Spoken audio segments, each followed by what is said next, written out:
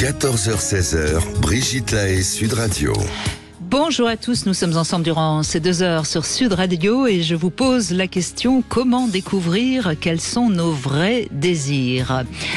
Et oui, parce que le plus souvent, nous commençons notre vie sexuelle sans réellement savoir ce qu'on aime, plus particulièrement. Il n'est pas rare d'ailleurs, en ce qui concerne les femmes, qu'on découvre nos vraies aspirations sexuelles bien après 30 ans.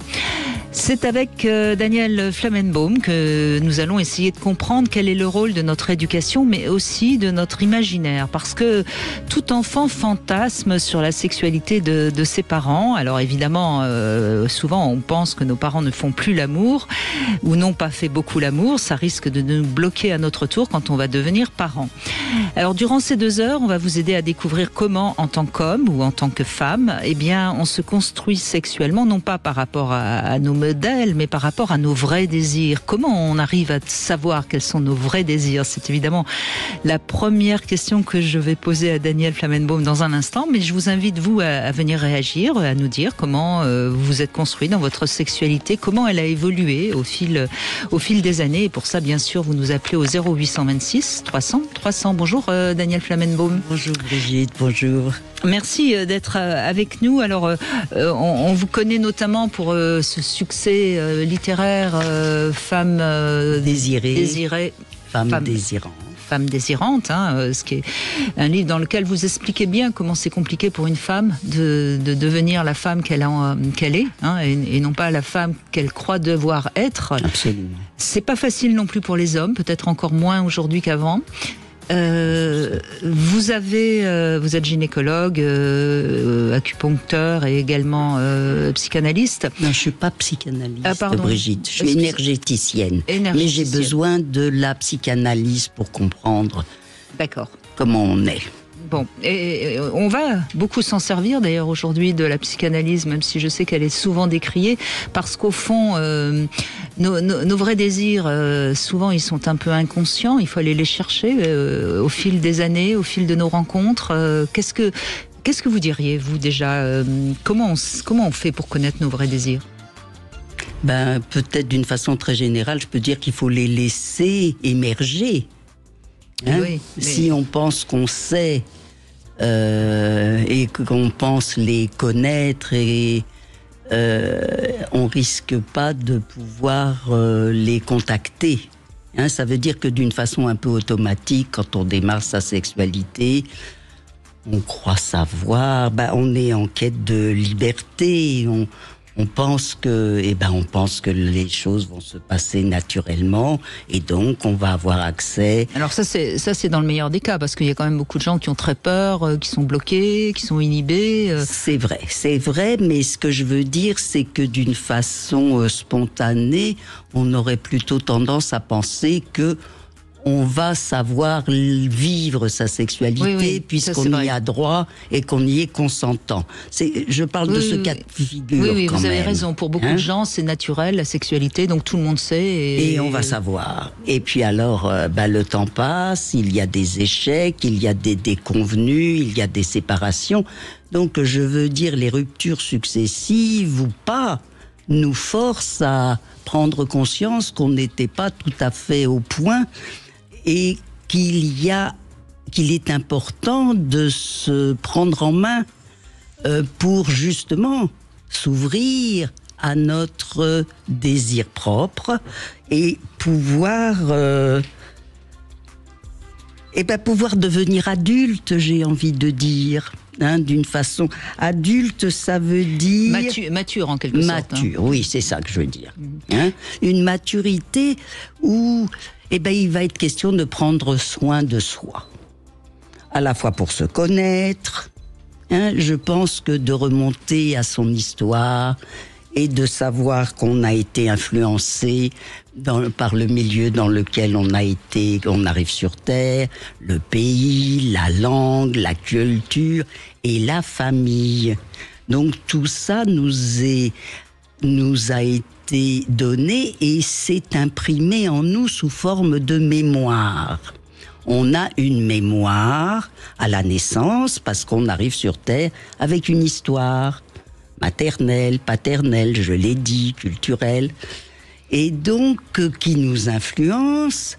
Et au fil des temps, de la maturité, on va avoir besoin de se poser les bonnes questions pour savoir vivre, pour pouvoir advenir à soi-même, comme on le souhaite et comme on le désire. Alors, c'est quoi les bonnes questions ? Eh ben, les bonnes questions, c'est distinguer nos automatismes et comment on fait spontanément de ce que l'on souhaiterait vraiment. C'est distinguer ce qui nous en empêche, ce qui nous encombre, pour faire de la place. Il faut se demander de s'ouvrir à soi-même et de ne pas savoir par avance. De ne pas croire qu'on sait alors qu'on ne sait pas. Alors faire de la place, c'est beaucoup lâcher des fidélités familiales. On ne se rend pas compte comment on est fidèle à sa construction d'enfant. Ou au contraire totalement rebelle et à l'opposé, ce qui est pas forcément... Oui, alors quand on est totalement rebelle, j'ai envie de dire qu'on y est toujours accroché, sauf qu'on y est contre. Et alors d'être contre, on est toujours accroché. Et on est de rebelle, mais on n'est pas libre. Je pense par exemple à des femmes qui vont épouser exprès quelqu'un qui est complètement étranger au milieu familial justement par rébellion, mais finalement vous avez raison, c'est pas un choix personnel profond, c'est un choix en rébellion à sa famille. Voilà. Donc savoir où on en est, c'est une très bonne question, Brigitte. Je veux dire que c'est une réflexion. Qui peut durer toute une vie d'ailleurs. Absolument. Et c'est pas grave. Ce qui est important, non, c'est pas que c'est pas grave, c'est important même. Oui, mais je veux dire, ce qui est important, c'est de savoir qu'on peut évoluer toute sa vie. Absolument. Et que c'est pas grave. On avance. J'ai envie de dire, puisqu'on parle aussi quand même des transformations que l'on va réaliser le long de sa vie, la ménopause pour les femmes est une période très importante où, contrairement à ce qu'il est faussement répété, c'est une période où la sexualité va pouvoir absolument se révéler et s'épanouir, puisque la fonction maternelle est exclue. On peut avoir tout un champ d'épanouissement et ça arrive, et les femmes peuvent en être surprises, et il est important de le savoir, et la médecine chinoise appelle ça le deuxième printemps de la femme. Exactement. Alors on va parler de tout ça avec vous, quel que soit votre parcours, quel que soit l'endroit où vous êtes, et puis si vous êtes justement à un carrefour, raison de plus pour nous appeler, on essaiera de vous donner la bonne direction. 0826 300 300. Dans un instant, c'est Nicolas qui nous rejoint et qui va nous raconter où il en est. C'est avec Daniel Flamenbaum que nous vous ouvrons à vos désirs. Venez nous raconter où vous en êtes en tout cas. Nicolas, bonjour. Oui, bonjour Daniel Flamenbaum, bonjour Brigitte. Bonjour. Bonjour Nicolas. Voilà, où j'en suis, où j'en suis, vers ou verge ou courge. Oui, voilà, donc j'ai eu une éducation assez libre. Je suis un enfant des années 70. Oui. Donc, j'ai eu des parents très très cool, pas libertins, mais très fêtards, très très bons vivants. J'ai perdu mon père à l'âge de 17 ans. Ma maman refait sa vie 6 mois après. Oui. Sans problème, c'est passé, j'ai compris. J'ai compris qu'elle était heureuse. Ça vous a pas choqué? Non, au contraire, j'étais heureux de voir qu'après l'épreuve de la maladie et de la mort, qu'elle était vivante. C'était une pulsion de vie, quoi. Je l'ai vu comme ça. C'est une pulsion de vie, de jouvence, de jeunesse.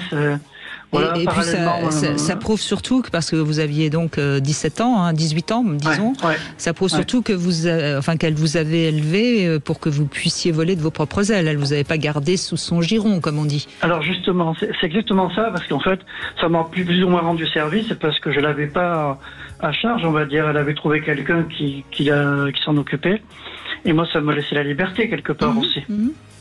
Et c'est comme ça que je vois les choses. Enfin, donc voilà, en parallèle, j'avais une petite mamie qui est née en 1901 et qui avait un petit copain de 60 ans alors qu'elle en avait 84. Voilà. Donc une cougar bien avant l'heure. Ah oui. Donc c'est même moi qui l'avais présenté, hein, c'est grâce à moi qu'elle l'avait connu. Ah, oui. Donc elle avait un petit copain voilà. Donc si vous voulez, j'ai grandi dans une liberté. Dans une famille en tout cas libre, oui. Oui, puis et radieuse, enfin joyeuse. Il n'y avait pas de tabou, de choses malsaines, par rapport au sexe. C'était pas mesquin, c'était pas ça se faisait. Et donc vous avez profité de cette ouverture. Vous êtes oui. Vous êtes libre aussi dans votre sexualité depuis votre plus jeune âge? Oui, moi je suis bisexuel. Donc ça n'a jamais posé de problème, ni avec ma mamie qui pourtant quand même était très âgée, hein, ni maman, encore moins, parce qu'elle avait des copains homo, elle avait même des connaissances, elle sortait dans des boîtes de transsexuels, sur des spectacles, enfin voilà, elle était elle aimait bien sortir en boîte, etc. Donc si vous voulez, j'ai pas grandi avec une maman en tablier bleu qui fait la cuisine, voilà. Pour caricaturer. Oui, bien sûr, c'est l'image qui me fait sourire, mais je comprends bien ce que vous voulez dire. C'était cette époque, hein, c'était cette génération. Mais est-ce que vous vous êtes marié, vous? Est-ce que vous avez eu des enfants? Non, moi j'ai vécu avec une personne que j'ai adorée, hein, une femme. Hein. Et puis ça a duré 7 ans, les fameux 7 ans, le tournant de 7 ans. Et c'est vrai, oui. Et puis j'ai aussi eu des relations avec des hommes, j'imagine. Oui. Même encore. Et puis le problème, la question du jour, en fait, elle ne me concerne pas vraiment. C'est par rapport, j'ai un peu écouté l'introduction de Daniel Flamendon.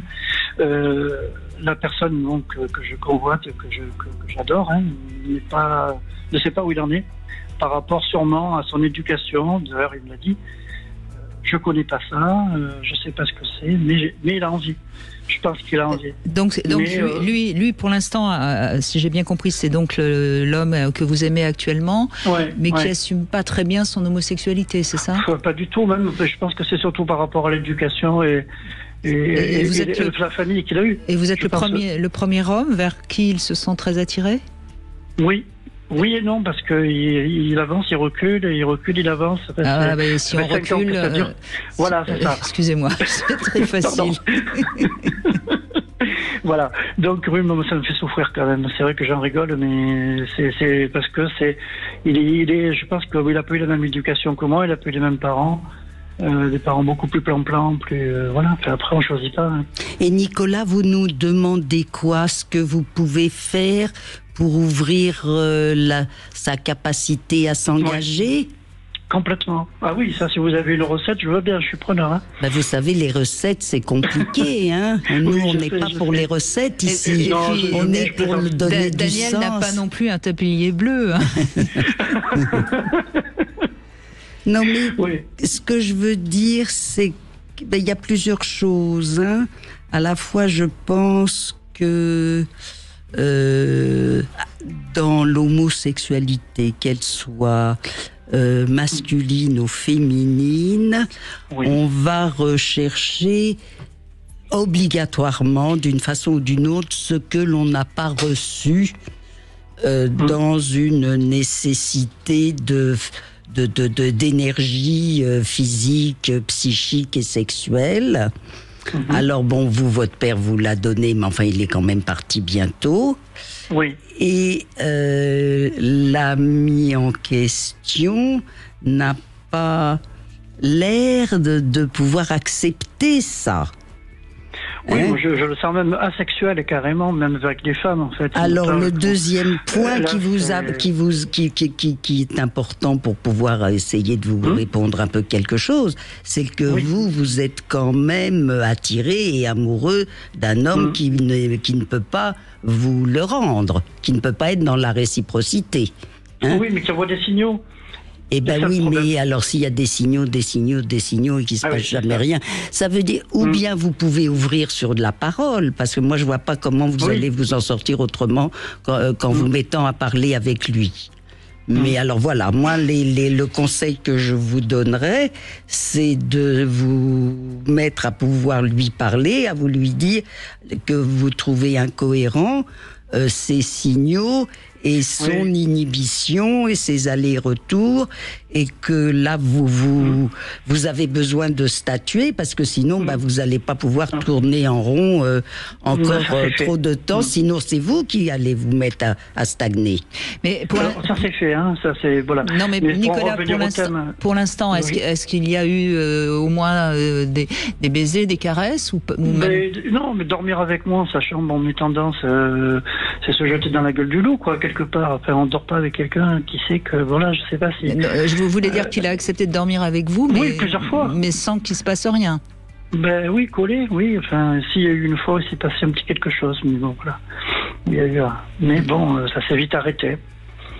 Voilà. C'est plus du maternage, hein, c'est plus du bébé, c'est plus de la fraternité, c'est plus du corps à corps, corps à corps, plus d'enfants où on se fait du bien, mais on passe pas, c'est ce que je disais tout à l'heure, dans une dynamique plus mature. Moi, je crois que je rentrerai carrément dans le vif du sujet.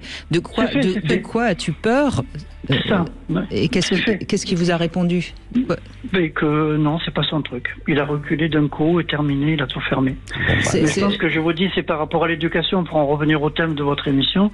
Moi, je connais un peu son histoire, sa famille, et il n'a pas eu du tout les mêmes parents que moi, et il n'y a pas cette ouverture. Non, quoi. mais donc, il y a la peur. Mais la peur de quoi? Vous savez, la peur de l'inconnu, de découvrir quelque chose qu'il va aimer. Et on sait que parfois les peurs cachent un désir, c'est vrai. Mais qu'est-ce qu'il risque? Vous pouvez peut-être lui dire, écoute, moi je te propose un marché, on essaye une fois une relation sexuelle, ça marche pas, eh bien on se dit adieu. Ça marche, on engage quelque chose. Qu'est-ce que vous risquez? Vous lui posez. Mais je crois qu'il faut vraiment, à un moment donné, lui annoncer quelque chose de cet ordre-là, parce que sinon, qu'est-ce qui va se passer? Vous allez continuer à souffrir, attendre quelque chose qui ne vient pas, parce que son inhibition familiale, pour l'instant, il n'est pas obligé d'en parler à sa famille, de toute façon. Donc, on voit bien. Non, mais surtout que son père est décédé il n'y a pas très longtemps. Mais je vous dis, par rapport au thème de l'émission, c'est vrai que, moi, en ce qui me concerne, j'ai envie de dire tout va bien. Parce que j'ai eu, comme je vous ai dit en début, j'ai bien compris, témoignage. Mais je vois, c'est lui plutôt qui a un problème avec. Oui, mais vous dites il a peur, mais il faudrait savoir s'il a peur parce qu'il a peur que sa famille le découvre ou que etc., ou si tout simplement il assume pas son propre désir. C'est pas tout à fait la même chose. Je pense qu'il y a un peu des deux. Se lancer dans la nouveauté fait partie. De la découverte et de sa construction, et c'est comme ça d'ailleurs que Brigitte le mentionnait tout à l'heure, on évolue tout au long de la vie avec la nouveauté et son accomplissement. Parce que là vous pouvez quand même lui dire que s'il ne tente pas quelque chose, il risque de passer à côté de sa vie, et puis c'est tout. Il y a un moment, moi je pense qu'il faut il faut le brusquer un peu. Oui, c'est ce que j'ai fait, mais du coup, ça a tout bloqué et on se voit plus. Ça veut dire qu'il est vraiment bloqué et que de toute façon, vous avancerez pas. Et puis, c'est important pour vous de le savoir, Nicolas, parce qu'on ne peut pas rêver éternellement à un impossible. C'est à vous d'aller de l'avant et de vous ouvrir à de nouvelles rencontres. Ouais, mais je pense qu'il y a un décalage par rapport au thème de votre émission entre moi qui suis quand même assez, pas déluré, mais assez ouvert, assez, ça le fait rire d'ailleurs, hein. Et puis lui qui est complètement coincé par rapport à toute son éducation. À ce moment-là, on pourrait vous renvoyer à votre choix. Pourquoi vous êtes attiré par quelqu'un avec qui ce n'est pas possible? Ça veut dire quelque chose aussi par rapport à vous, là, en l'occurrence. D'accord avec vous, mais ça s'explique pas, les attirances. C'est malheureux. Enfin, ça s'explique, Nicolas. Ça s'explique. Il y a quelque chose qui s'explique, mais je vous laisse y réfléchir et puis à l'occasion, on en reparlera. D'accord ? comme toujours. Merci, comme toujours, Nicolas. Et puis, merci beaucoup, Daniel. Merci Brigitte. Merci. Je vous souhaite une bonne émission, bonne continuation. On va continuer dans un instant, bien sûr. Vous pouvez nous appeler aussi au 0826 300 300. À tout de suite. Nous sommes aujourd'hui en compagnie de Danielle Flamenbaum, gynécologue, énergéticienne, et nous évoquons nos vrais désirs, comment les trouver, comment les reconnaître. Marie est avec nous. Bonjour Marie. Bonjour Brigitte, bonjour Daniel. Bonjour. Merci de me recevoir. Je vous en prie. Donc vous, c'est le contraire de Nicolas. Vous aviez une enfance un peu plus coincée, on va dire. Hein, Coincée, j'irai pas jusque-là. Enfin moi, elle n'avait pas de tablier bleu et elle faisait pas la cuisine forcément, mais en fait j'étais dans une famille beaucoup plus classique, on va dire, où en effet il y avait certains tabous sur la sexualité, surtout aucune volonté d'éduquer entre guillemets dans ce domaine. oui. Et puis aussi on peut dire quand même cette notion que c'était incorrect en fait de susciter le désir des hommes, et ça je l'ai senti très jeune, ado, complètement normal. Je commençais un peu à avoir des formes, etc., et à avoir des réflexions de ma mère qui n'étaient pas du tout comme ça en fait, et qui me disait arrête d'allumer les garçons, alors que j'étais juste en train de vérifier si j'étais en capacité d'un petit peu séduire, et pas du tout. Voilà. Et comment je pose une question parce que je crois que c'est très important. Comment elle vous habillait quand vous étiez une petite fille, une jeune fille à 14-15 ans Oh non, mais à 13-14 ans, c'est pas ma mère qui m'habillait. D'accord, vous aviez quand même le choix. Non. Vous aviez quand même le choix de mettre les tenues que vous aviez envie. Alors. Peut-être que ce qui est intéressant, c'est que moi, je faisais beaucoup de sport, et j'étais un sport où je mettais des jupettes. Et en fait, ça, j'ai eu déjà quelques réflexions de ma mère qui me disait, je sortais de l'entraînement, elle me disait oui, tu peux pas te rhabiller. Enfin bon, un air de dire. Du tennis, vous faisiez, j'imagine. Oui, soit un peu correct, en gros. Ah, oui. Et donc, j'étais déjà habituée à porter un peu de cours, mais pas du tout dans mon établissement, où c'était un établissement tout à fait classique, où je devais m'habiller normalement. Et là, je m'habillais vraiment comme je voulais, vraiment. Mais en revanche, ma mère voulait tout le temps que je mette quand même soit une chemise, soit un chemisier, enfin voilà, que je sois à peu près. Enfin, c'était pas comme les jeunes de maintenant qui ont des hauts hyper échancrés et tout, et avec des croc-tops et tout. Non, c'était pas ça. Hein. À cette époque-là, c'était pas ça. Non, mais c'était pas la mode. Ouais. Et votre père Alors mon père, moi mes parents ont divorcé. Vous aviez quel âge? J'avais 12 ans. Mon père est parti avec sa secrétaire, et en fait il avait pas du tout de remarques du côté de mon père. En fait, c'est pas lui entre guillemets qui nous éduquait, et j'ai vraiment aucun souvenir de ce niveau-là que il ait pu faire une remarque là-dessus, vraiment. Et votre mère, qu'est-ce qu'elle a dit par rapport à votre père, justement, qui quand même la quitte pour sa secrétaire, ce qui est quand même toujours une situation difficile. Ouais, hyper difficile. Elle a très très très mal vécu. C'est normal. On était une famille de 4 enfants. Lui, il l'a un peu caché au début.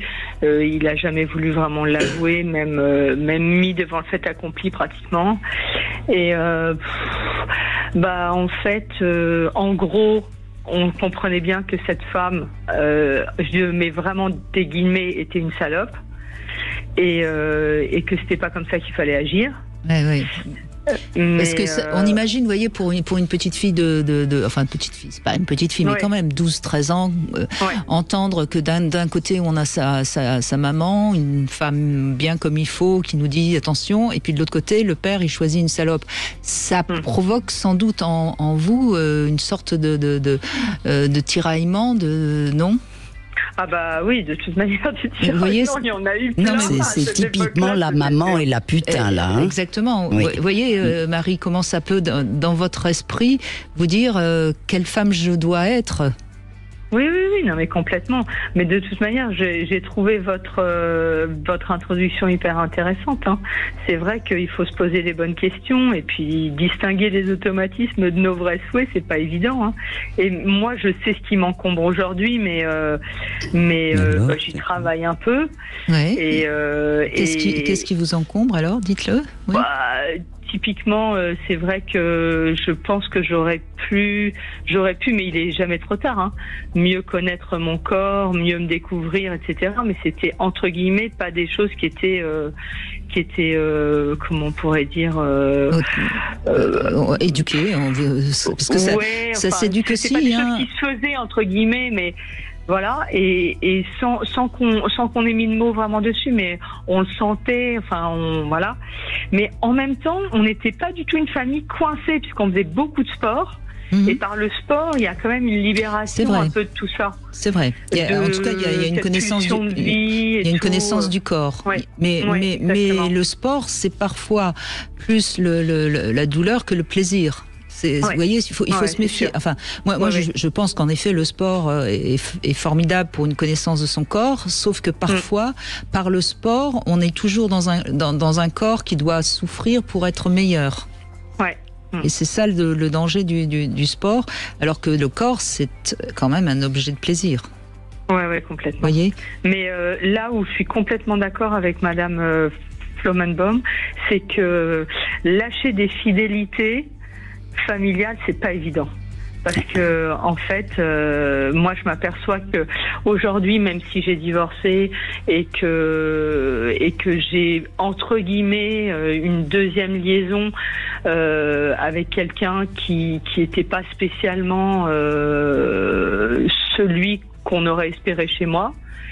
En fait, lâcher, c'est pas du tout évident parce que on est un peu formaté de manière inconsciente, moi je trouve. De manière inconsciente, on est vraiment formaté en se disant, il faut que tu fasses comme il est bon de faire. Et alors Marie, ça veut dire que vous n'osez pas votre déplissement, si je peux m'exprimer ainsi. Si, parce qu'en fait, encore aujourd'hui, j'ai des réflexions de ma mère, alors que j'ai plus de 50 ans. J'ai encore des réflexions de ma mère en me disant, en gros, oui, toi, on sait que tu as besoin d'un air de dire, j'ai un peu une sexualité débridée, alors qu'elle n'en sait strictement rien. En fait, je n'ai jamais dit la moindre chose sur ma sexualité à quiconque. Mais elle le sent peut-être, hein, parce que... Oui. Mais elle n'a pas l'air tellement débridée. Hein. Non, je pense que j'ai vraiment une sexualité complètement normale. Moi, que j'associe quand même beaucoup à de l'amour. Mais après, avec mon compagnon, je suis capable de faire pas mal de choses. Mais dans un cadre intime, dans un cadre intime, avec beaucoup de confiance. Et ça, il n'y a pas de souci. Mais j'ai surtout, c'est vraiment mon le truc secret dont j'ai pas envie de parler parce que je trouve que c'est aussi par respect pour mon conjoint qui a pas forcément envie et je trouve par respect. Mais non, moi aujourd'hui, je me sens pas du tout coincée. Pas du tout, mais vous vous sentez toujours fidèle un peu à l'injonction. Vous êtes vis-à-vis de votre mère, vous êtes encore une fille, c'est ça que je dirais. Hein? Et puis avec votre compagnon, vous êtes une femme.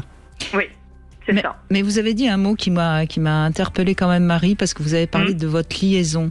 Et alors c'est intéressant parce que quand on parle d'une liaison, on parle d'une relation extra-conjugale. En fait, et vous voyez comment l'inconscient parfois.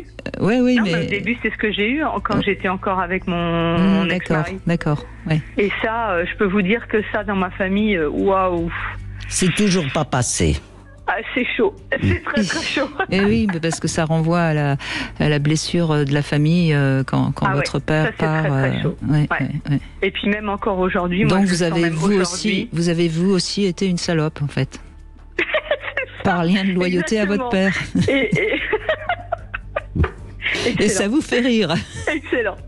Non, mais c'est vraiment ça en plus. Et aujourd'hui, je me sens encore l'injonction, entre guillemets, de pas être une salope et d'être une fille bien et de continuer cette liaison avec mon conjoint, quand bien même il y a plein de problèmes, etc. Et je sens encore cette injonction en moi.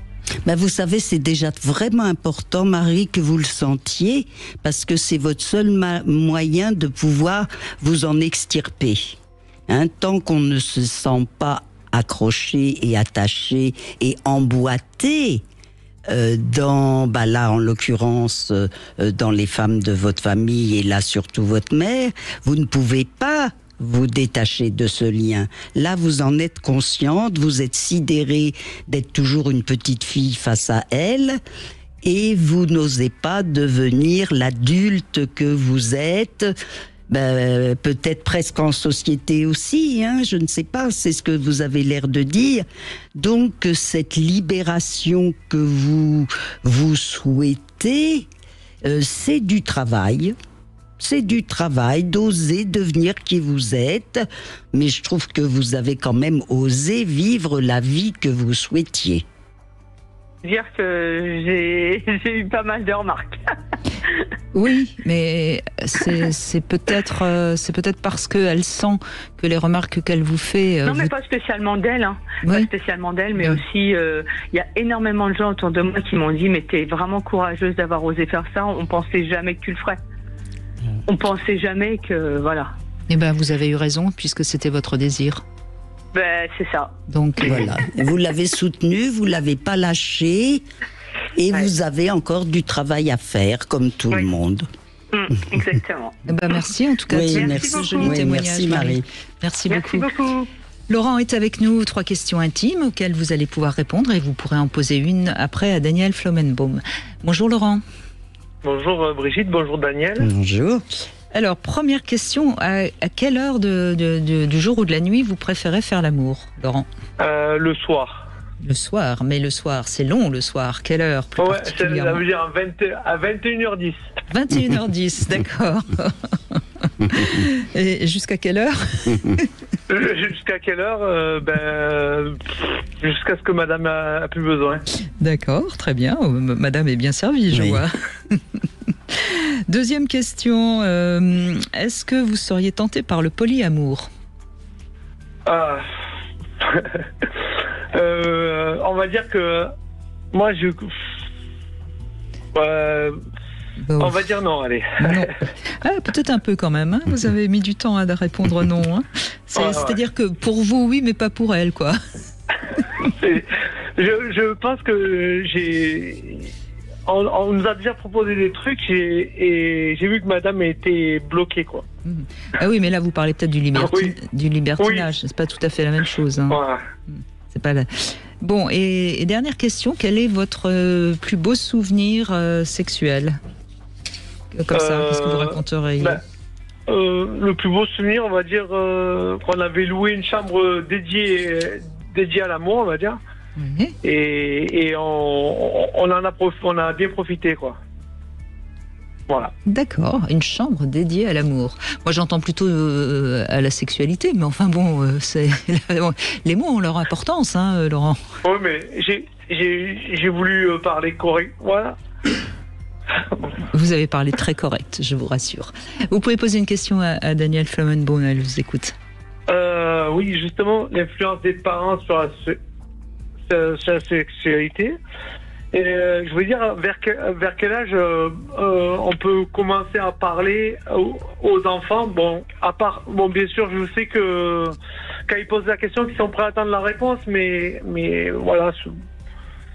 Alors moi, je vais vous répondre, Laurent, qu'il faut parler très tôt de sexualité à nos enfants. Je dirais que ça veut dire dans le premier cycle de construction, c'est-à-dire les 7-8 premières années de la vie, parce que c'est cette transmission à ce moment-là qui est la plus bénéfique. C'est là où on peut donner à nos enfants des informations qui vont les dégager de nos encombrements à nous.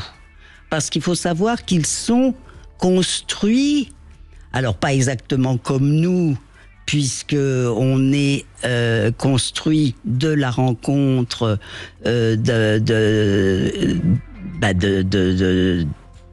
lignée paternelle et d'une lignée maternelle, mais la construction de l'enfant est une mémoire que nos enfants reçoivent, qui va se mettre en œuvre au moment où ils en auront besoin. Ça veut dire que par rapport à la sexualité, va émerger pour eux la mémoire qu'ils ont engrammée dans leur enfance. Et il faut savoir que les 3 premières années de l'enfance, où l'enfant ne parle pas encore, il ne se sait pas séparer des gens qui s'occupent de lui et qui l'aiment. Et ça veut dire qu'il va dupliquer, il va piocher des bouts de papa, de maman, de sexué, de féminin, de masculin de chacun. Ça veut dire on essaye de faire notre sauce à chacun. Et si vous pouvez mettre des mots pour lui permettre de savoir qu'il a un sexe, et que plus tard, ce sexe va pouvoir être vivant à la fois pour se reproduire, si c'est le bon moment pour lui, dans le partage avec le ou la partenaire, et que sinon, cette sexualité va lui permettre d'entretenir sa santé. Vous savez, moi je suis médecin, pour moi la sexualité entretient la santé parce que c'est une source de vie et il est question d'apprendre à savoir accueillir et recevoir cette vie pour se dégager de nos fatigues, pour nous se redresser et pour profiter des bienfaits que la vie sexuelle peut nous apporter. Voilà la réponse de Daniel Laurent. Merci Laurent, on fait une petite pause, on se retrouve dans un instant au 0826 300 300, à tout de suite. Quels sont vos vrais désirs? Voilà la question que l'on vous pose, Daniel Flomenbaum et moi. Vous pouvez bien sûr nous rejoindre au 0826 300 300, que vous ayez envie de témoigner ou que vous ayez des questions à nous poser. Bonjour Marlène. Bonjour Daniel, bonjour Brigitte. Oh, ça fait plaisir de vous avoir. Quelle voix dynamique, Marlène. Le sujet tombait à pic. Oui.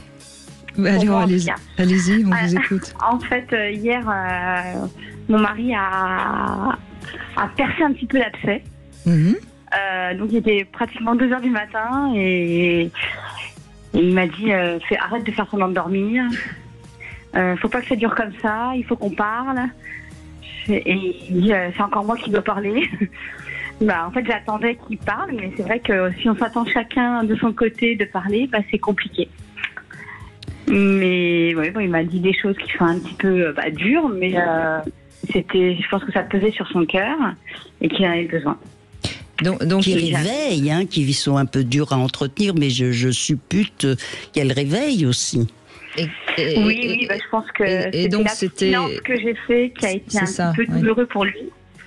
Et jusqu'au point où il a essayé de crever l'abcès, et moi, c'est ce que j'attendais depuis longtemps. Alors, l'abstinence, donc vous avez fait la grève du sexe, c'est ça? De beaucoup de choses, en fait, parce que j'ai fait la grève de la discussion, puisqu'il me parlait uniquement quand il était sous alcool. Donc, je ne voulais pas discuter quand il était sous alcool. Et du coup... en fait, c'est lui, ça le libère en fait, le fait de boire, et il peut parler. Mais le problème, c'est que moi, j'ai pas l'impression qu'il est sous tout contrôle. Donc, j'ai pas envie qu'on commence à discuter. Oui, et puis vous n'avez pas épousé un homme alcoolique, vous avez épousé un homme. Et quand il est alcoolique, peut-être que c'est pas l'homme que vous aimez aussi. Ouais, mais en fait, voilà, ça tourne un peu autour de ça quand même, malgré tout. Il n'est pas du tout alcoolique, parce que faut pas que je le dise. Il n'est pas alcoolique, mais comme je lui rends pas satisfaction, il me dit que ça lui fait du bien de pouvoir boire une ou deux fois par semaine. Voilà. Donc, en gros, c'est de ma faute. Mais en fait, voilà, je pense que c'est tout un cheminement. C'est qu'on s'est rencontrés pour avoir des enfants, pour faire une famille, pour se marier. Et on n'a pas eu le temps de se découvrir avant. Et du coup, il est frustré du fait que je suis maman, j'ai 2 enfants, il est papa, il a 2 enfants qu'il aime, on les aime tous les 2, mais je lui apporte pas toute la satisfaction qu'il aurait rêvé d'une femme. Vous parlez beaucoup de lui, mais pas beaucoup de vous, Marlène. Parce que je me dis que peut-être je me suis trompée, tout simplement. Mais j'ai pas envie de faire marche arrière, je veux assumer. D'accord, mais qu'est-ce que vous vivez, vous, dans cette relation? Parce que c'est ça qui nous intéresse et c'est ça qui est important pour nous, puisque c'est vous qui êtes à l'antenne, voyez. Parce que bon, ok, vous nous avez décrit votre mari et ce qui ne va pas pour lui, mais vous, qu'est-ce qui fait que vous l'avez choisi? Qu'est-ce qui ne vous va pas pour vous? Pourquoi vous avez fait abstinence? Alors moi, j'ai plus aucun plaisir depuis que j'ai accouché. D'accord. Et je n'arrive pas à retrouver du plaisir, même des envies. Parce que même j'essaye toute seule, tout ça, et ça marche pas comme ça marchait avant. Et quand ça marche, c'est furtif.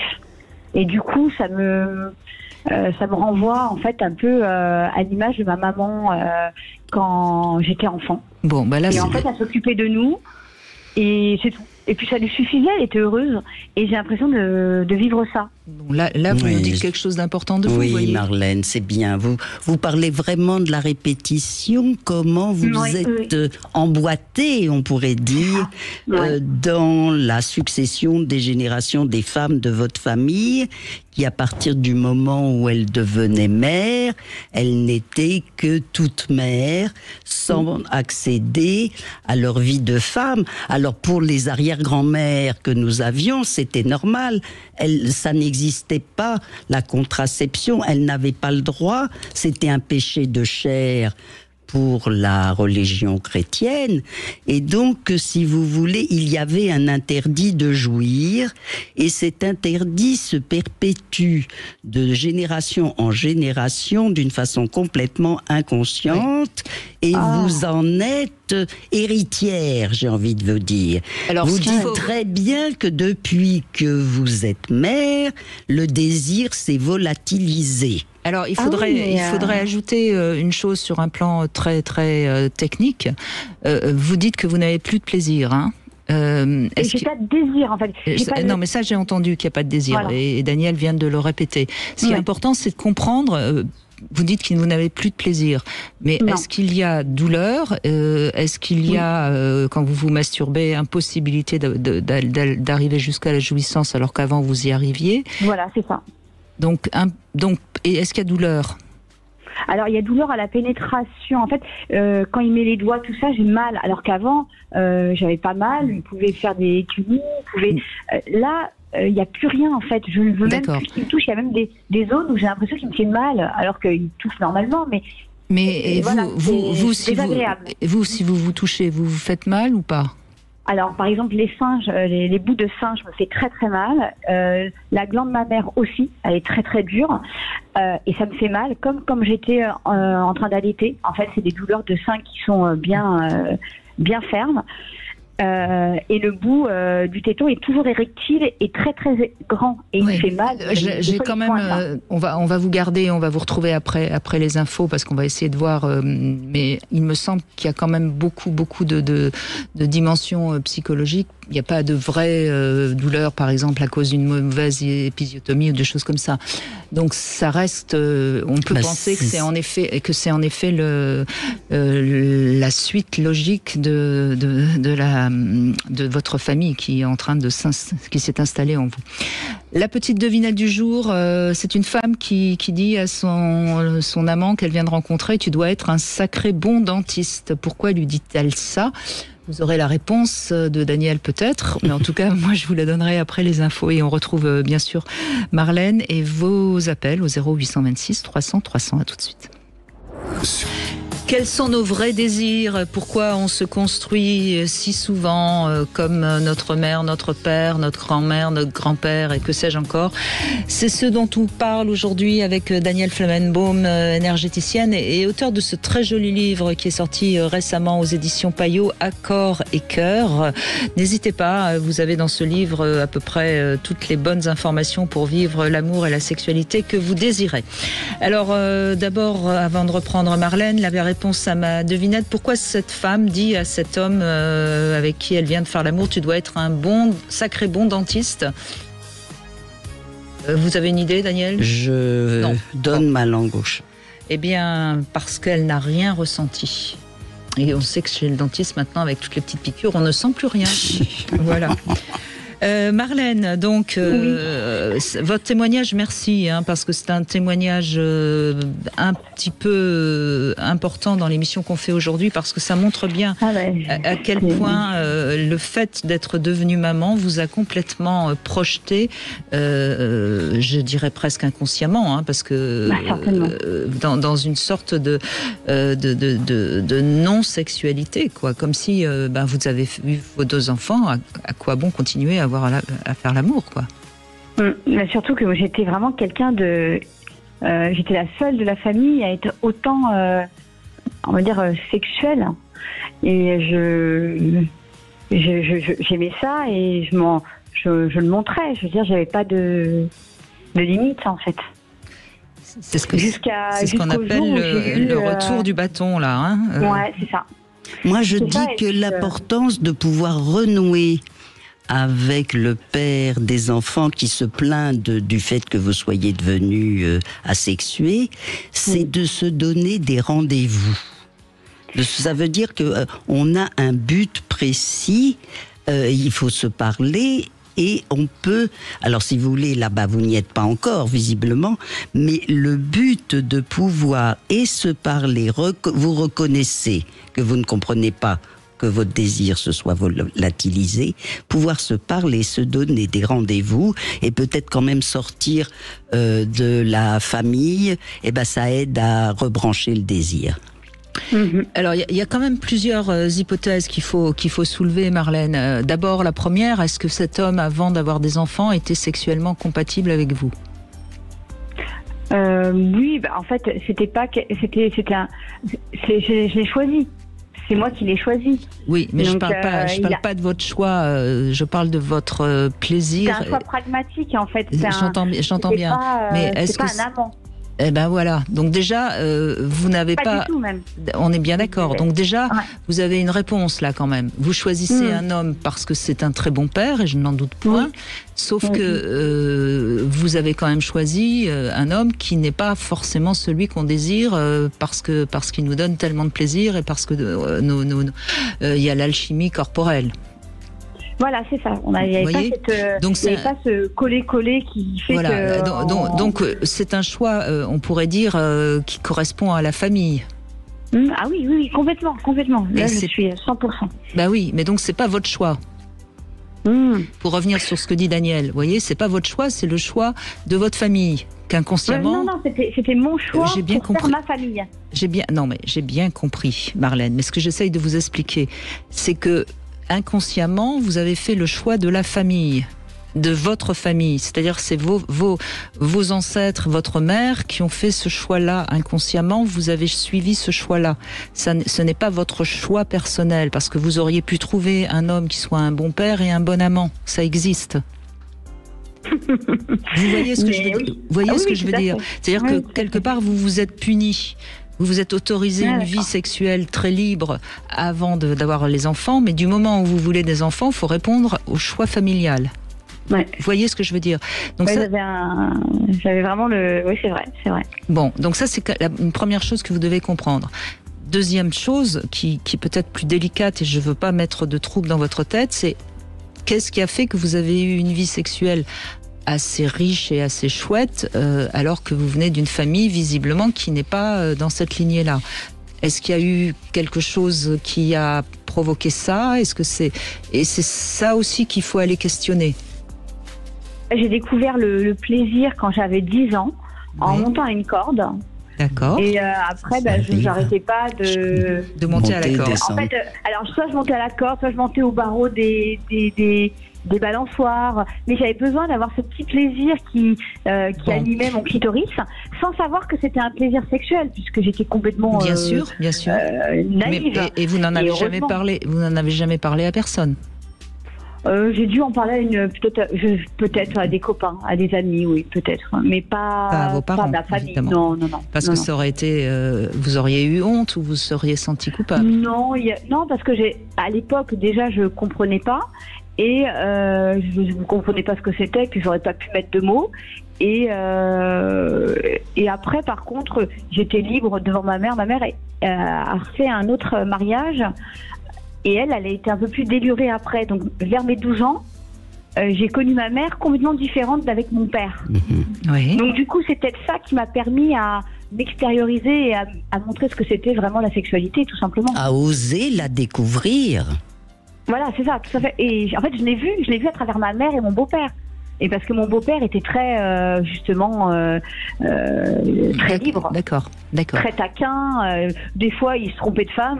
Il avait une des filles de ma mère et il mettait la main aux fesses. Il disait, ah merde, c'est pas... voilà. Donc c'était... Voilà, il était tout gêné, hein, mais en attendant, ça s'est arrivé. Donc c'est quelqu'un qui était très tactile, très fusionnel, voilà. Donc c'est vrai qu'on a connu ça, on a vu ça. D'accord. Donc je pense que ça nous a aidé aussi. Oui, bien sûr. Mais vous revenez à un choix qui aurait fait plus plaisir à votre père. Et quelque part, il y a une sorte de lien comme ça vis-à-vis du père dans le choix de votre mari. Peut-être. Vous voyez, en fait, quelque part, oui. Moi, j'ai aimé la vie de famille avec mon père et ma mère. Hein, même s'ils n'étaient pas fusionnels. Hein. Ils n'étaient pas fusionnels, mais on était heureux, en fait. J'en doute pas. Mais voyez, c'est tout ça qu'il faut aller travailler, je pense, avec quelqu'un, parce que vous allez peut-être pas pouvoir résoudre ça toute seule. Et puis en même temps, moi, je vous invite en effet à vous rappeler les bons souvenirs quand vous étiez en train de monter à la corde, quitte à remonter à la corde s'il le faut, pour retrouver votre plaisir. Votre plaisir, il est là. Il a été là. Donc on peut le retrouver. Vous voyez, ça c'est sûr. Ça, je peux vous l'assurer. Mais il faut lever. C'est pour corroborer ce que dit Brigitte. C'est à nous de nous extirper de ce qui nous encombre. Et là, comme vous comprenez un peu que vous êtes emboîté dans une injonction de non jouir parce que vous êtes maman et que c'est pas comme ça que vous pensez, c'est à vous de sortir de là. D'accord. Et donc c'est une thérapie que je dois faire toute seule. J'ai pas besoin de faire une thérapie de couple. Je crois que de toute façon vous avez compris, mais je pense qu'il vaut mieux vous faire un peu aider. Ça ira plus vite. Oui, c'est une bonne idée. Je pense. Hein. Et c'est mieux un sexologue, un psychiatre, c'est pour un vous. psychologue. Moi, je pense que c'est à vous de faire ce travail seul déjà. D'accord. Hein, pour vous rebrancher dans votre dynamique de femme. D'accord. Vous pouvez déjà réécouter en podcast tout ce qu'on s'est dit, et puis parallèlement retravailler votre corps. Je vous dis, vous avez. Encore une fois, ça c'est vraiment important, et ça je le dis pour tous ceux qui écoutent. Quand on a eu du plaisir, on peut toujours le retrouver. D'accord. C'est pas quand on n'a jamais eu de plaisir, c'est parfois plus compliqué. Mais vous avez été une femme jouissante. Il n'y a aucune raison que vous ne le reveniez pas. Surtout que vous avez l'air d'en avoir envie quand même. Le problème, c'est que vous en avez envie, peut-être pas avec cet homme. Peut-être, je sais pas sûr. En fait, je sais pas. C'est juste, je sais peut-être pas comment m'y prendre en fait. Non, mais je pense que une mauvaise femme en fait, dans son regard, dans comment il me considère, j'ai l'impression d'avoir comme désobéi. C'est bête, hein, mais ça fait comme le vilain petit canard en fait. Je suis pas la femme qu'il a épousée, et il a l'impression que j'ai usurpé en fait, que je l'ai trahi. C'est pour ça qu'il faut parler. C'est pour ça qu'il faut parler. Il faut se faire comprendre et entendre ce que dit l'autre. Vous pouvez déjà l'écrire, quitte à le relire et ne lui donner qu'une partie de ce que vous aurez écrit. Mais déjà, lâchez-vous sur une feuille de papier, lâchez tout ce que vous voudriez lui dire et que vous n'osez pas lui dire, puisque j'ai bien compris que ça fait longtemps que vous n'arrivez pas à parler. Ça fait 9 ans. Oui, et lui visiblement vous aime puisqu'il a craqué cette nuit. Hein. Oui, mais il le dit méchamment, donc c'est dur à... Non, il le dit pas méchamment, il le dit brutalement. C'est difficile à dire, hein, c'est difficile à ne pas être brutal pour raconter ça. D'accord. Oui, et puis je crois qu'il vous aime, donc il peut pas être méchant. Maintenant que vous ayez eu ce sentiment-là, ce ressenti-là, pardon, ça peut se comprendre. Et ça, vous avez le droit de lui dire que vous avez ressenti les choses comme ça. Bon, on va travailler. Ben voilà. En tout cas, merci beaucoup de ce témoignage. Belle conclusion, Marlène, c'est tout à fait ça. Oui, on va travailler sur soi-même. Allez, ça. Et sur le couple. Merci et puis énormément, c'est la vie. je suis très contente de vous avoir eu. Ben, Très contente. Nous aussi, Marlène. Merci beaucoup. Avec plaisir. On fait une petite pause, Daniel, et on continue. On continue dans un instant avec Renaud qui va nous rejoindre. Avec Daniel Flamenbaum, auteur de ce joli livre Accords et cœurs aux éditions Payot, nous évoquons donc vos désirs, vos vrais désirs. Bonjour Renaud, merci d'être avec nous. Oui, merci à vous. Bonjour Brigitte et bonjour à madame votre invitée. Bonjour. Voilà, je me posais des questions parce que si j'ai bien retenu l'intitulé, c'était un peu comment les parents ou l'influence que ça peut avoir sur sa propre sexualité. Oui, c'est ça, exactement. Et moi j'ai une sexualité qui est merdique. Mais dont je me suis tout à fait accommodé. C'est-à-dire que moi je suis homosexuel, j'ai 62 ans maintenant, donc je suis homosexuel depuis toujours, je pense. Et je me demandais par rapport à ce que j'ai pu voir des relations que mes parents entretenaient entre eux, si effectivement il pourrait y avoir un rapport, quelque chose, puisque à l'heure actuelle, mon père est mort maintenant, ma mère est toujours vivante.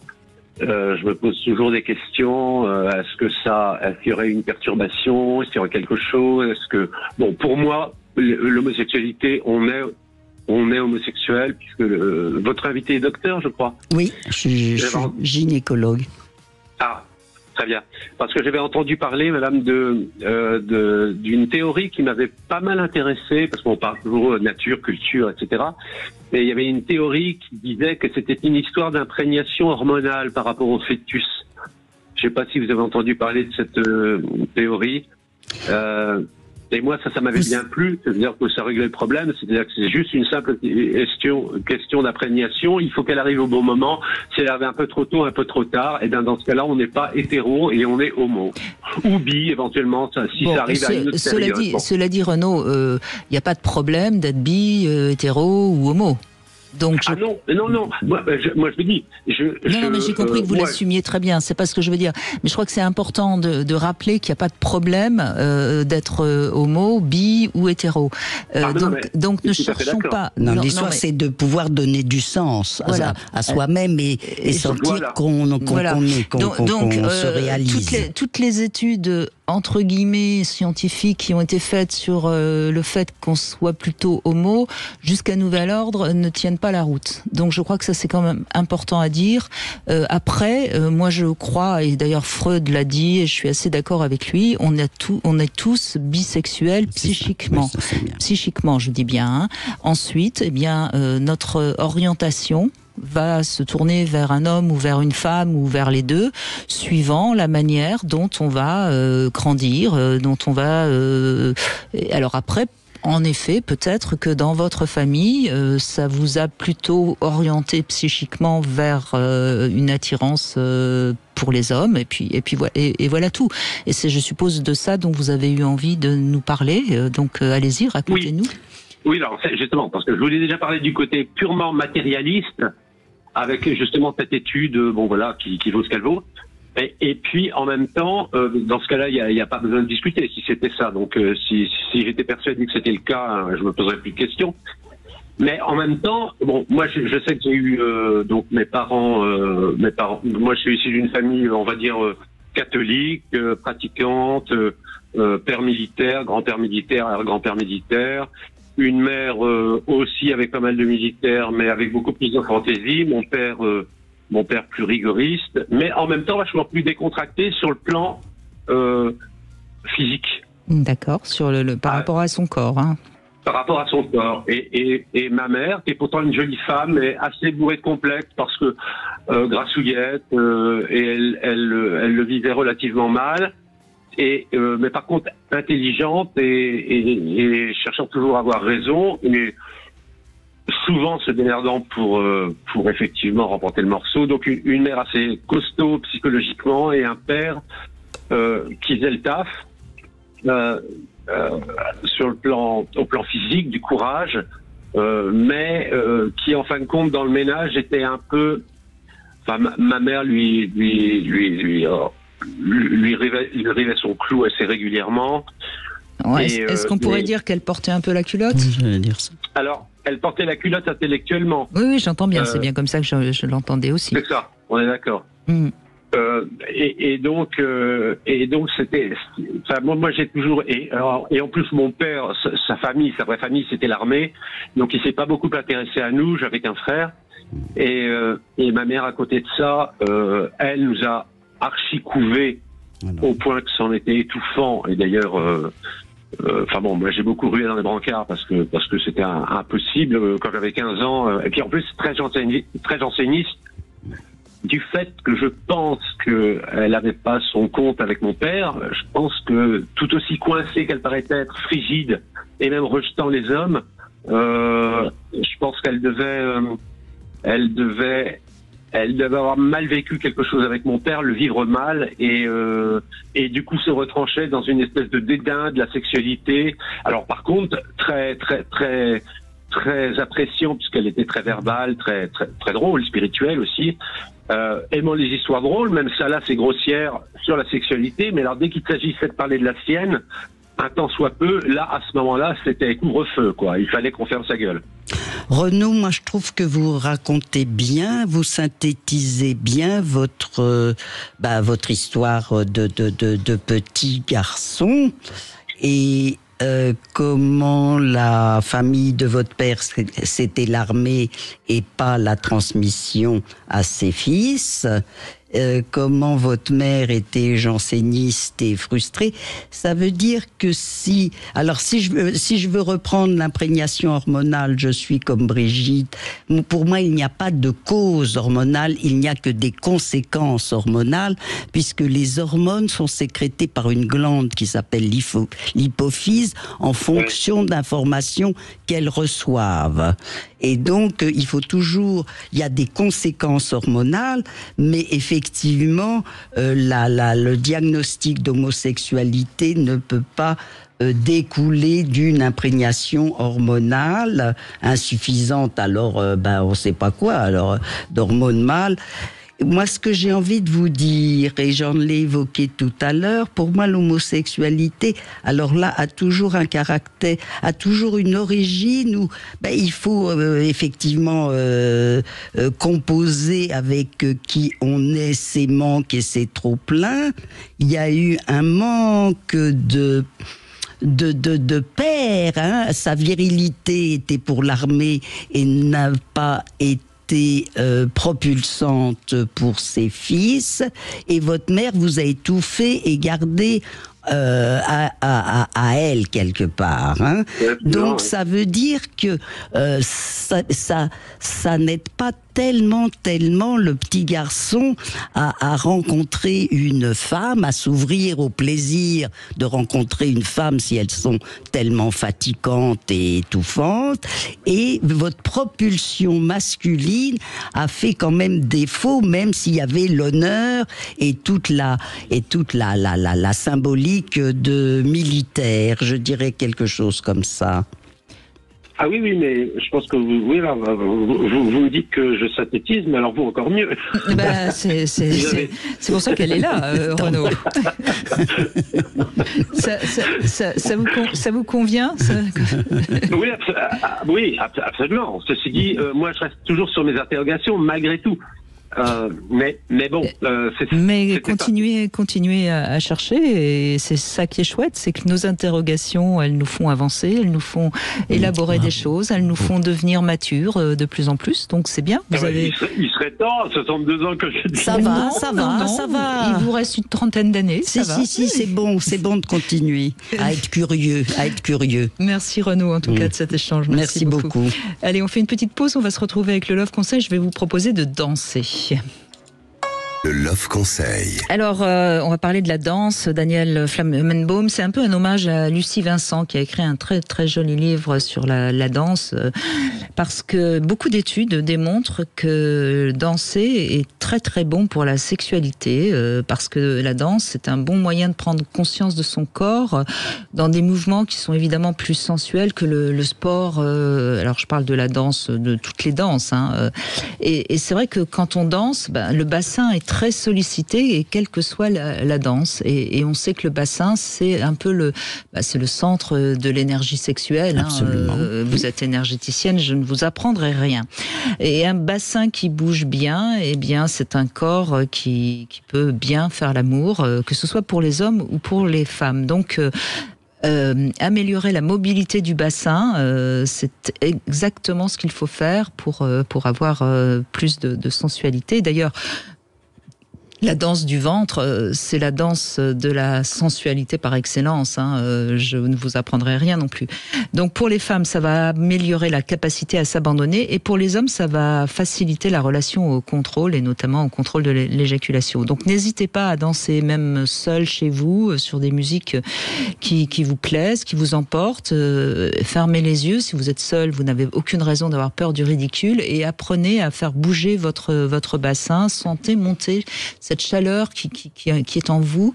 Et puis, si vous en avez la possibilité, moi, je vous conseille de danser devant une glace et essayer de voir comment vous arrivez à séparer les mouvements du haut du corps et du bas du corps au niveau du diaphragme, évidemment. Et c'est vraiment, en tout cas, c'est vraiment un bon moyen de revenir dans son corps. Et ça, c'est et d'entretenir sa santé. En plus, oui, c'est vrai, vous avez raison. Et laisser les petites filles se trémousser. Quand j'étais petite, on disait arrête de trémousser. Mais au contraire, c'est déjà le début de la spontanéité du bassin. Oui, laisser les enfants bouger, quoi, tout simplement. C'est ça.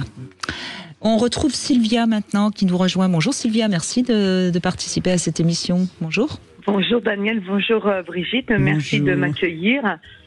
Et voilà, en vous écoutant, je sais maintenant pourquoi j'ai une bonne relation avec mon corps et ma sexualité, parce que petite, effectivement, je m'enfermais dans ma chambre parce que il fallait pas que je bouge, il fallait pas que je fasse de bruit, il fallait pas que je dérange, et qu'effectivement, dans ma chambre avec mon électrophone, et je dansais cachée dans ma chambre, et je chantais en silence avec une brosse en forme de micro pour pouvoir faire. C'est magnifique, c'est magnifique, c'est joli, ça. Comment vous avez réussi, malgré l'interdiction parentale, à vous autoriser ça? C'est bravo. Eh bien, en fait, je pense que j'ai eu, comme fallait pas que je fasse rien de l'extérieur, j'ai tout intériorisé dans mon cœur. Et je me rappelle vraiment de ça, c'est que en fait, j'avais le droit de ne rien faire, mais de penser, de voyager, de fantasmer, ça personne ne pouvait m'en empêcher. Du coup, j'ai créé un monde intérieur très très riche, où quand on me forçait à aller en voiture parce qu'il fallait se faire la balade du dimanche avec vos deux frangins qui sont à côté et qui vous écrabouillent pour gagner un peu de place en vous écrasant, vous avez juste envie, c'est de pleurer. Mais faut pas pleurer. Donc en fait, faut fermer ses yeux et puis penser qu'en fait on est dans un carrosse à la place de Sissi impératrice qu'on a vue la veille, et qu'elle aussi elle était bousculée, et voilà. Et vous partez à voyager comme ça. Et honnêtement, je me dis que j'ai pas eu une enfance agréable ni facile. Mais quand j'écoute vos auditeurs et que je vous écoute vous, et que tout ça, ça m'a permis d'enrichir mon être intérieur, eh bien, j'ai l'impression que alors moi ce que je trouve formidable, c'est que vous avez très jeune donc eu accès à votre imaginaire. puisqu'on voit bien, hein, quand vous êtes dans la voiture serré par vos deux frères qui sont pas très sympas avec vous, votre imaginaire vous envoie dans un carrosse.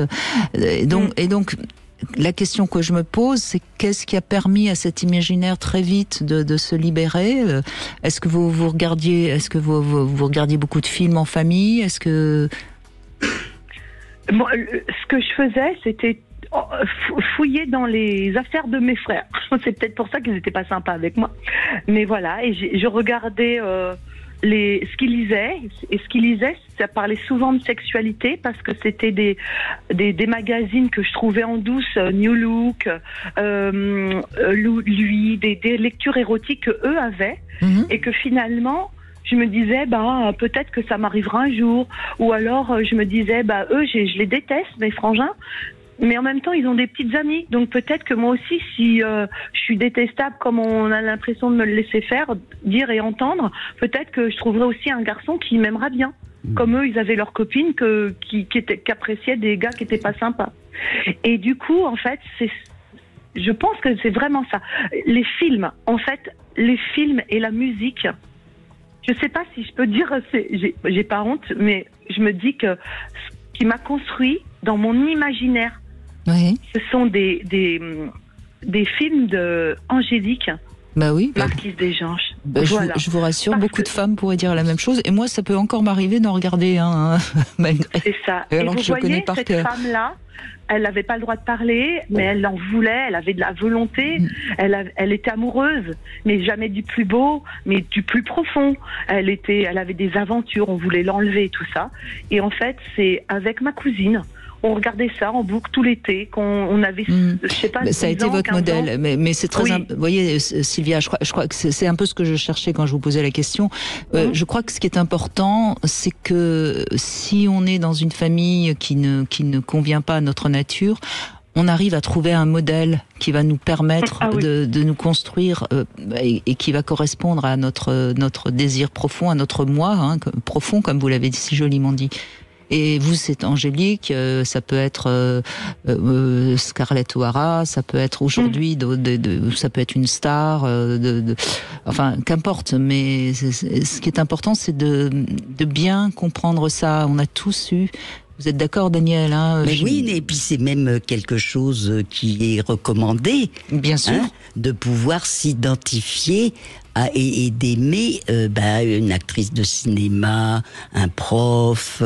Il y a toujours la capacité de... Si on n'a personne dans la famille qui nous sert de modèle, on peut en trouver à l'extérieur. Et Sylvia, vous avez une question à nous poser ou c'est ce témoignage que vous voulez nous léguer? Je voulais je me disais que parfois, on n'a pas la chance d'avoir une enfance comme on aurait voulu la vivre, mais que finalement, au fond, tout ça, ça sert à quelque chose. Voilà. Formidable. Et que j'écoutais Dalida, moi, quand j'étais jeune. Vous savez, elle avait l'impression de toujours raconter des histoires horribles, de tristesse, d'amants qu'elle n'avait pas eu parce qu'elle était plus assez jeune, etc. Et que du coup, ça aussi, ça m'a porté. Et je pense que ce sont ces images de femmes fortes qui étaient tristes et qui savaient l'exploiter dans quelque chose de merveilleux. Super. C'est ça vraiment qui m'a porté sur le truc. Vraiment, merci. Merci de votre témoignage, Sylvia, c'est magnifique. Et maintenant, je rêve toujours. Des fois, je suis toujours cette petite fille, même pas, non, cette femme adulte qui s'imagine quand je fais un jogging de rencontrer un prince charmant au-delà, comme ça, dans la forêt, au hasard, ou quand je traîne sur une plage, d'imaginer que la personne que je vais aller rencontrer est peut-être un tel ou un tel. Je continue beaucoup Mais à vous avez envahir raison. mon imaginaire. Gardez votre part d'enfant, Sylvia, parce que c'est cette naïveté, cette envie de découverte qu'il faut jamais perdre. Oui, ça m'aide par exemple quand je vous cache pas, quand les semaines sont difficiles, le boulot est là, que je suis fatiguée et que j'ai envie de m'évader, je ferme les yeux, je pense à tout ça, je fais l'amour et je me ressource avec les garçons, mon chéri et puis la musique. Alors continuez à être curieuse. Merci J'espère.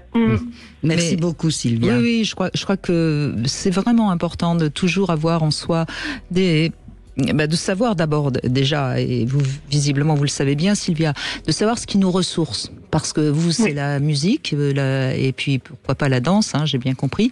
Mais d'autres, ça peut être la nature, d'autres, ça peut être la lecture, qu'importe. Mais savoir ce qui nous permet de nous évader et de nous ressourcer. C'est ce que j'appelle prendre soin de soi.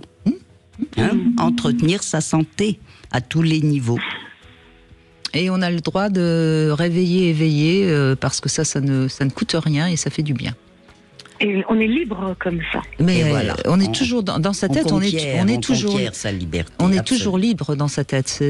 On n'est plus libre à partir du moment où on continue à tourner, faire tourner le petit vélo, comme je dis à ce moment-là. Oui, on perd sa liberté. Mais sinon, on perd sa liberté. Mais vous savez, en tant qu'adulte, moi, quand je parle avec mes amis, il y en a même qui s'interdisent de penser parce que penser à notre garçon pendant qu'on fait l'amour, ça serait tromper. Et des fois, je me dis que en fait, de plus penser qu'on est libre dans sa tête, c'est un carcan qui fait mal. Mais oui. Qui fige. On est pétrifié. Parce qu'on peut nous empêcher plein de choses, mais pas de penser. Bravo. Merci de ce beau témoignage. Oui, merci beaucoup. Merci beaucoup. Mais je vous en prie, merci à vous de bons conseils aussi. Allez, on fait une petite pause, Daniel Flamenbaum, mais c'est déjà presque l'heure de conclure. Oui, déjà. On va faire une petite pause et on va retrouver Muriel, je crois, qui nous a rejoint également. Daniel Flamenbaum est avec nous, énergéticienne et auteur de ce livre Accords et cœurs aux éditions Payot, qui est sorti il y a un petit peu plus d'un mois. Muriel, bonjour, c'est avec vous qu'on va conclure. Donc, vous avez visiblement suivi le modèle familial, c'est ça ? Oui, Brigitte, bonjour Madame Flamenbaum. Bonjour. Oui. Alors moi, je la répétition. C'est-à-dire que je me suis accompagnée, ça fait 30 ans. On n'entend pas bien là. Oui, excusez-nous, mais on vous entend pas très bien. Donc vous avez épousé quelqu'un avec qui vous êtes depuis 30 ans, c'est ça ? Oui, j'ai réité. Alors, excusez-moi Muriel, on va essayer de vous retrouver parce qu'on a des coupures et c'est un peu haché. Donc on va essayer de retrouver Muriel très vite pour qu'on puisse évidemment lui donner la parole avant la fin de l'émission. Dans l'ensemble, Daniel, de toute façon, on suit le modèle familial. Oui, mais c'est pas. Alors c'est important de savoir qu'on répète, et c'est important de savoir que l'on a des fidélités. Alors il faut pas être contre les fidélités, il faut savoir qu'elles sont humaines. Quand elles nous propulsent, c'est parfait. Et quand elles nous enferment, là, il faut se réveiller pour ne pas rester emboîté dans l'interdit de vivre et de devenir qui on est. Donc c'est la question, Muriel, justement, vous avez suivi le modèle familial, mais est-ce que ça vous convient ? Alors justement, moi il y a des vieux démons... On vous entend bien là, formidable. Oui, excusez-moi. Il y a des vieux démons qui ont ressurgi. J'ai subi une agression durant mon adolescence. Et du coup, des choses sont ressorties bien plus tard. Voilà. Après... des choses, ça veut dire quoi ? Je me suis renfermée. Alors, rejet de mon corps. C'est ressorti après la naissance des enfants, j'imagine. Hein ? Complètement. Oui. Voilà. Donc pas de communication. Je réitérais le processus familial. On ne communique pas. Oui. Voilà. Donc il a fallu rejouer et puis je me fais aider aussi pour avancer et pour comprendre. Voilà. Et pour sortir aussi de cette répétition familiale. Alors, quand vous vous faites agresser sexuellement, quand vous êtes adolescente, vous en aviez parlé à la famille ou pas ? Ça a été un petit peu, l'écoute j'ai pas été aidée. C'est ça, on vous a dit bon, écoute, ok, mais c'est pas, on va pas en faire tout un plat, quoi. Complètement. Oui. Et c'est pour ça que ça ressort plus tard et que là aussi c'est difficile parce que comme on vous avait pas écouté à l'époque, est-ce qu'on va vous écouter plus tard, quoi. Vous avez retrouvé une agression chez les femmes de la famille, soit à 17 ans, soit à un autre âge ? Alors, il y a eu beaucoup d'alcoolisme dans la famille. Et je crois qu'il y a dû y avoir de la violence. Il y a beaucoup de non-dits, il y a beaucoup de secrets familiaux. Voilà. Et donc je pense que je suis en train de faire mon arbre généalogique. Il y a beaucoup de choses qui vont apparaître, je crois. C'est bien. Ils sont en train. Hein. C'est bien. Voilà. C'est bien, et c'est bien pour vos enfants aussi, parce que vous allez arrêter, si je puis dire, la répétition familiale. Oui. Et justement, ma fille est très en souffrance. Elle se fait aider parce qu'elle a beaucoup d'angoisse. Et je sais que ça vient de moi. Elle a quel âge ? Ça vient de votre histoire. Hein. Moi, j'aime pas quand on dit ça vient de moi. Oui, parce que vous n'avez pas décidé d'encombrer votre fille. Malheureusement, oui, tout à fait. Et du coup, l'hypnothérapeute a ressorti que on était beaucoup dans le paraître dans la famille. Il fallait dire que tout allait toujours bien. C'était notre mode de fonctionnement. Oui. Quel âge elle a, votre fille, demandait Daniel ? 20 ans, oui. Elle sait que vous vous êtes fait agresser à 17 ans ? Oui. Bon, déjà, ça, c'est important. Oui. Voilà. Et comment vous parlez avec elle ? Ça va ? Vous arrivez ? C'est très compliqué. D'accord. C'est très compliqué. Et pourquoi, à votre avis ? Est-ce que c'est parce qu'il y a quelque chose qui s'est passé pour elle et qu'elle n'ose pas vous en parler ? Vous avez une idée ou pas ? On a une relation très conflictuelle. Qu'est-ce qui fait ? Alors moi, je pense que j'ai mis beaucoup d'interdits par peur de la répétition aussi. Oui, bien sûr, vous aviez peur qu'elle se fasse agresser. Du coup, vous avez été très, très dur avec elle, peut-être. Je pense. Tout à fait. Oui.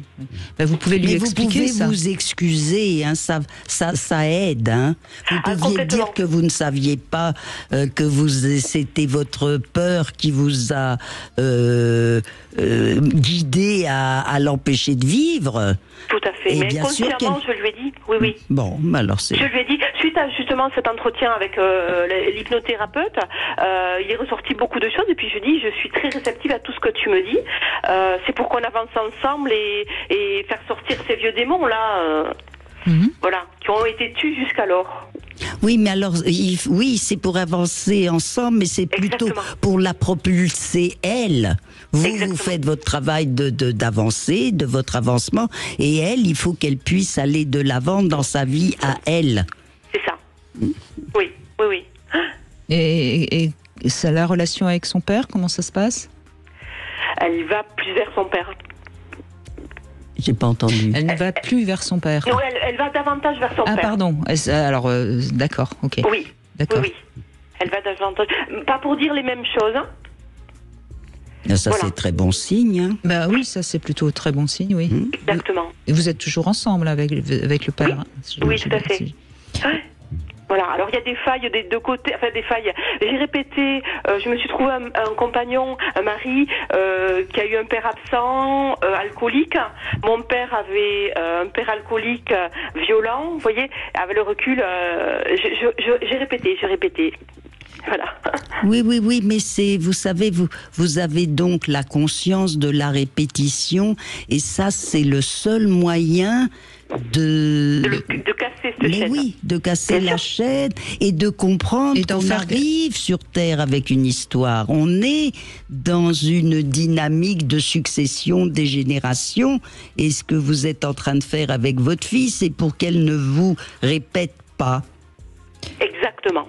Je l'ai nommé de la sorte. Oui, je crois que vous avez fait le travail que vous pouviez faire. Maintenant, c'est à elle de le faire. Hein. Vous lui avez donné, vous lui avez expliqué, vous lui avez, vous avez dit les choses qu'il fallait lui dire. Après, c'est à elle. Mais bon, 20 ans, aujourd'hui, on sait à quel point on est encore une enfant. Hein, c'est jeune. Hein. Et c'est sa problématique, justement. Elle a toujours voulu être plus grande et débordée par ses émotions qu'elle ne pouvait pas gérer de par son âge quand elle était petite, voilà. Donc elle a voulu toujours être plus grande. Oui, et puis il y a des grands qui sont morts. Comment ? Il y a des frères et sœurs aînés. Oui, il y a des aînés. Qui sont... Alors... Elle se compare aux aînés qui sont brillants, qui réussissent. Alors, c'est notre faute aussi parce qu'on a tendance à la comparer aussi. Hein. Oui, enfin, n'oubliez pas Muriel aussi qu'elle a 20 ans et que donc elle a connu la période Covid aux pires années et donc il y a eu une sorte de chape de plomb qui l'a empêché justement de s'ouvrir au monde, de grandir. Et ça, c'est aussi, on sait à quel point aujourd'hui ces âges-là sont des âges un peu difficiles parce qu'il y a beaucoup d'anxiété, beaucoup d'angoisse. Et donc il faut aussi qu'elle comprenne ça, qu'elle accepte. Et ça. Bon, écoutez, de toute façon, je crois que vous êtes présente pour elle et vous prenez soin d'elle. J'essaye, oui. Bon, je crois que vous y arrivez très bien. Merci. Vous êtes lucide. De toute façon, encore une fois, on répète tous, l'important c'est d'en être conscient et de voir ce qu'on en fait. Oui. Et de le nommer ensemble pour avancer. Ce que je ne faisais pas jusqu'alors. Oui, voilà, c'est ça votre éveil, j'ai envie de dire. Oui, voilà. Tout à fait. Bon, voilà, bravo, je vous félicite. Ben oui, parce qu'une fois qu'on est éveillé, ça va, il n'y a plus de problème. Enfin, il n'y a plus de problème. Disons qu'il y a des solutions aux problèmes. C'est pas... C'est plus fluide. Voilà, parce que les problèmes, bien sûr qu'il y en a toujours, mais il y a des solutions parce que justement, on est éveillé. Exactement. Bon, merci Muriel de ce Merci Muriel, merci bien. Et on conclut encore une fois par un témoignage positif, parce qu'on voit bien même le parcours de Muriel, agression, etc., et secret de famille, et tout ça, on peut. Travail personnel qui permet de dénouer, de prendre, de faire de la place et de prendre sa place. C'est ce qui lui arrive à Muriel. Exactement. Et je voudrais juste, puisqu'il nous reste 2 minutes pour conclure, je voudrais juste dire que c'est important pour tous ceux qui nous écoutent d'essayer quand même de parler avec les parents, les grands-parents, pour avoir des informations, le plus d'informations possible sur notre propre histoire et sur l'histoire de notre famille. Parce que parfois, on ne parle pas et quand ils sont plus là, on ne peut plus les questionner. Et je pense que ça, c'est quelque chose qui me semble important. Vous êtes d'accord, j'imagine, Daniel? Je suis d'accord et je trouve qu'il faut leur parler avec une voix et une intention d'adulte et pas d'enfant. Si on reste les filles et les fils impressionnés ou gênés de poser des questions, on ne va absolument pas avoir la réponse. Il faut témoigner l'importance parce que nous avons besoin, nous, d'avoir des informations. Voilà, je crois que c'est une bonne manière de conclure cette émission. Merci beaucoup Daniel Flamenbaum. Vous êtes l'auteur de Accord et cœur aux éditions Payot. Accord et à cœur. Ah on m'a pas mis le et à cœur. Zut, alors excusez-moi. À chaque fois je fais l'erreur. En plus, il faut que je dise ça à ma collaboratrice. Tout de suite, vous allez retrouver Alexandre Delon.